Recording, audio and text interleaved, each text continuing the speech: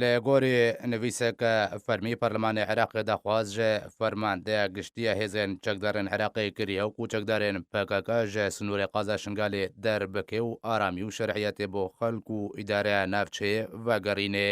ناسەر ئەرکی پەرلەمانتارێ کورت و هاودەم ئەندامێ لژنەیە ئەسایش و بەڕەڤانیە لە ئەنجومەنێ نونەرێن عێراقی ئەڤ نوچە پشتڕاست کرد و گوت و ئامیندارێ گشتیە ئەنجومەنێ نونەرن عێراقی دێ نویسەکە دەک و ئاراستەی فەرماندەیە گشتیە هێزن چەکدارن عێراقی کریە تێدا داخواز کریە و چەکدارێن پەکەکە ژە شنگالێ وەرنە دارخستن و ڕەوشە قەزا شنگالێ وەرێ ئەساییکردن دە بەشێکی دنێ نویسە پەرلەمانی عێراقیدا ئەهاتیە divê şerعiyet bodam û dezgehên şingalê vegirin û bê dabînkirina esayîş û aramiyê penaber û derbderên şingalê ve vegirine ser mulk û malên xwe. Ji alî xwe ve jî serokê Encumena Qeza Şingalê nivîsek arasteyî Perlemanê Iraqê kirbû têde daxwaz kirbû ji bo vegera aramî û koçberên Şingalê. Pêwîst e çekdarên PKK ji Şingalê werne derxistin ji ber vê sedema hebûna çekdarên PKK li Snûrê Qeza Şingalê.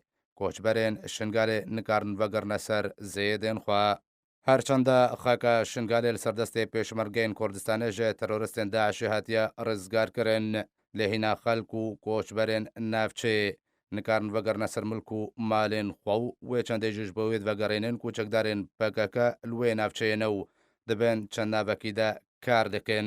Herwiha koçberên Şingalê dibêjin ku PKK aramiya Şingalê têk daye û rojane kiryarên namirovî encam dide di derheqê koçberên Şingalê û xelkê Şingalê lewma ew nikarin vegirine ser zêdên xwe.